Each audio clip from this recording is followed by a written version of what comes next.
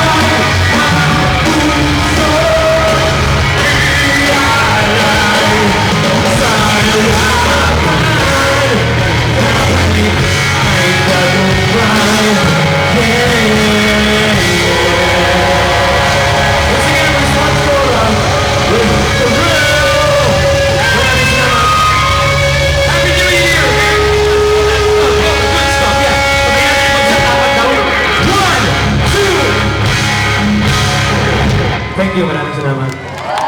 Happy New Year! Tell them how I define reality. I'm flying high, defying gravity. So much to live me now. And nobody in all of us know this truth that there is no us. It's ever gonna break.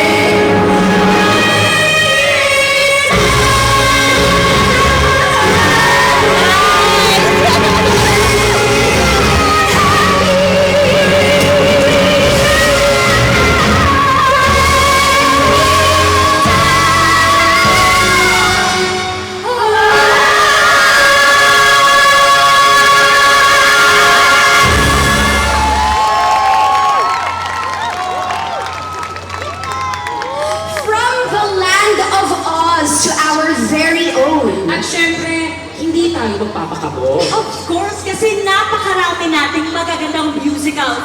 Musicals na gawang Pinoy. Yes, some are very familiar. Yo, pulsa el número verde. Ardina mo pagkalala mo. Tayo mo lang. Ang numero verde.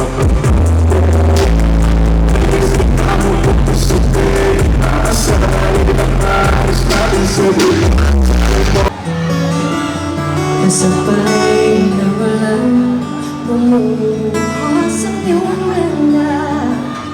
Kasabay rin ang hangin pumakamtan. Maari pawakan sa piling ko'y lumilipad.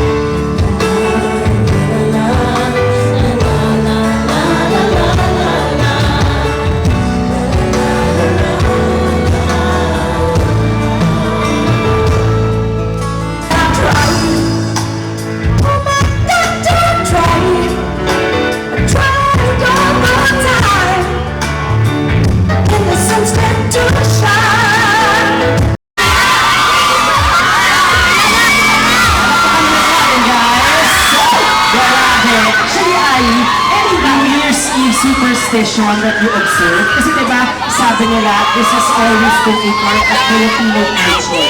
Naka-engraved na yan sa past dati. Tapos they pass on to generations. Yes, kaya hindi magtalong magbigay. Pero, after 15 years,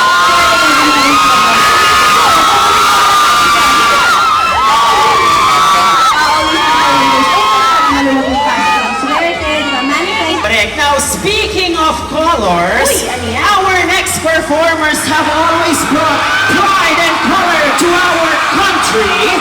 Of course, it is worth mentioning that these boys have brought home the Hot Trend Award and the Best New Artist Award in the recent Asia Artist Awards. Eto na! Yes, that's the best artist award. Yes. Not best new artist, best artist Correct. award. This artist award, so I'm sure that everybody will agree that their color is ganito. Color Gento? Sino kaya yan? Sino kaya yan? Sino kaya yan? Hindi naman ako masyado sure. Sino kaya yun? 1, 2, 3, go! And everybody here in Makati, I'm sure lahat ng nanonood worldwide, alam kung sino na ang ating next artist. Dahil as you said, they have brought pride and glory to our country. And that is what our event tonight is all about also, di ba? World-class Filipinos, bringing honor to our country. Talagang yung mapaproud tayo sa talento ng Pinoy. Na, of course, I'm very proud to say, isang genre na talagang pinausbong ng grupo nito. Tama ka dyan. Philippine Pop or P-Pop. Yes! With the success of their international tours, back-to-back awards, and recognition, and chart-topping hits across the globe, clearly, there is no stopping Pablo, Josh, Steph, Ted, and Sunday! Ayala Avenue, show your love to the P-Pop Kings! Get in the zone! Give it up for the global P-pop sensation, SB19! One song, it's on the way. I woke up with it.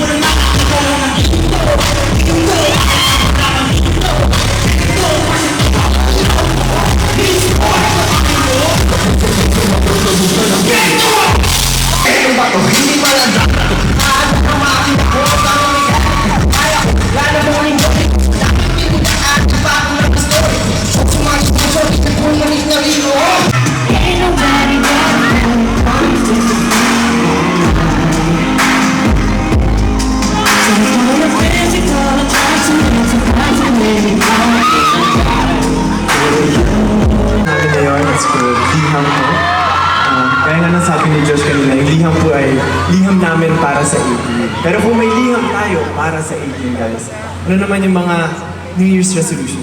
Meron ba kayong mga New Year's resolution? Gostel, narinig ko kanina. Ay, Hindi, simulan mo dun. Doon. Kasi yung may sinabing mahaba kanina. Ano yun? Ako, New Year's resolution ko. Ang pinaka-syempre yung New Year's resolution ko ay 1920 by 1080. Agawan ako ng joke. Resolution na yan. Pero gusto ko lang sabihin na marami kaming gustong solusyonan. Pero, syempre marami din po kaming hinanda para sa inyo lahat. And hindi na po kami makapaghintay para i-share sa inyo lahat ng mga pinaghahandaan namin kasi talagang pinagtulungan at pinaghihirapan ko ng aming team ko. Maraming salamat sa inyo. Diba, Ken? And also, we'd like to thank Ayala Land for having us here tonight. And of course, the city of Makati. Thank you so much po. That is right. Ngayon, 18. Makakalimutan naman namin kayo. Maraming salamat po. Kaya naman, ngayong gabi magkakasama tayo. Let's make the most of 2023. Sa mga natitirang minuto, oras na 2023 ngayon, mas i-welcome natin ang 2024 ng mas masaya at mas may bagong pag-asa para sa next year.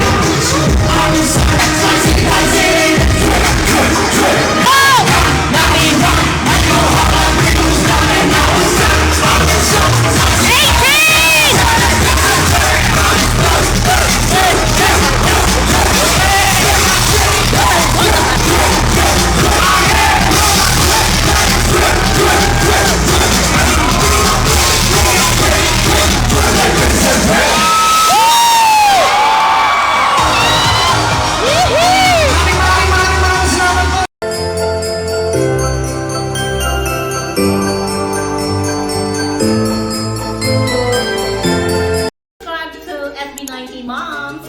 Like, comment, and share our videos. And hit the notification bell.